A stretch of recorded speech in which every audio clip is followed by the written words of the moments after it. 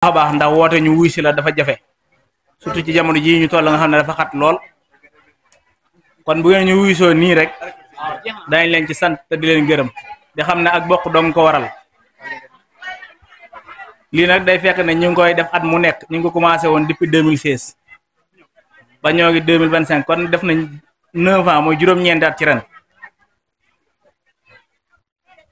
mbooloo mi nag fii la toog gënoon naa néew nii waaye sant nañ leen bu baax suñu xol sedd na ci yéen bu baax tey nag dañ koy def chaque année at mu ne benn yoon lañ koy def ci at mi bu ñu waree samedi ja ca jiitu dimanche sax lañ ko daan def waaye jamono dafa xat ndax altine bi nit ñi dañuy liggéey moo tax ñu andi ko ci samedi bi daaw ñu ngi ko defee woon Mbàkke ren ñu ngi ko def see fii ci Saam ci kër Ousmane Ndiaye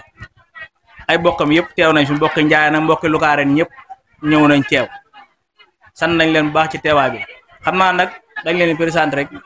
Papa Cheikh mooy def waxtaan yi buñ paree Papa Djili Thian mooy waxtaan ci biir bokk gi ñu présenté ñi nga xam ne mënuñoo ñàkk ñu présenté mbooloo mi sax laay wax ndax kenn mënut a ñàkk ñëpp man ñu présenté mbooloo mi yëpp ñoo ngi nuyu nag maam Sam Lukaar kon nag bu yàlla dogalee ñu dagg suñuy itte ci suba ba léegi ñu yendu fi boole suñuy teraanga ak dagg yitte yépp bu demee ba des lu dul maanaam ñu leeral ñu kenn ku ci nekk lan moo di bokk ak nan lañu war a ànd nan lañu war a jàppante kon dañoo war a teewlu ngir yàlla waaye nag buñ fi yendoo ba noppi dem te yow kenn ku ci nekk yow mënoo xam sax la nga bokk ak sa morom loolu amul benn njariñ dañoo bëgg ñu xamante foo sa bokk amoon na it ay doomi baay ñor ay Madoune Seli Ndiaye ay Dandu Ndiaye ay Sayar rek Amina Ndiaye ak yëpp amoon naa yoo xam ne ay seeni doomi baay lañ waaye ñu doon ak bokk goo xam ne ni ñu bëggoon lu rafet la daan ko dox ndax ay nit lañ yoo xam ne ni alxuraan rek la njëkkati woon alxuraan nag buñ ko xasee wax ñëpp ñu ko séq benn lañ war a doon te moo tax ñun ñii nga xam ne ñoo fi nekk moo xam waa kër oustaz Ndiaye laak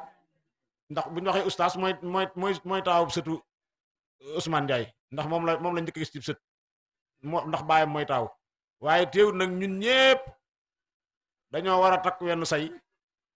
àndandoo ci di dundal suñu bokk ci di ko rafetal ci ay wax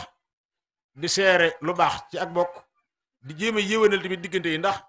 ay bokk moom léeg-léeg ñu am ak tàqali ko ak réeroo waaye nag li ci bëri li tax réeroo gi yàgg mooy ñu ca war a wax ñoo cay noppi te loolu lu mat a bàyyi xel la ku nekk na nga seet la nga xam ne boo ko doxee ci sa bokk ñu neexoo nga di ko dox di ca wax ngir yàlla ak yonent bi ak sëriñ bi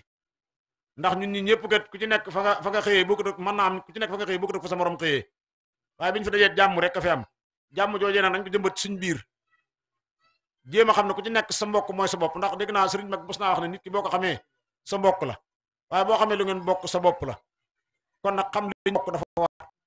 leen ko jéem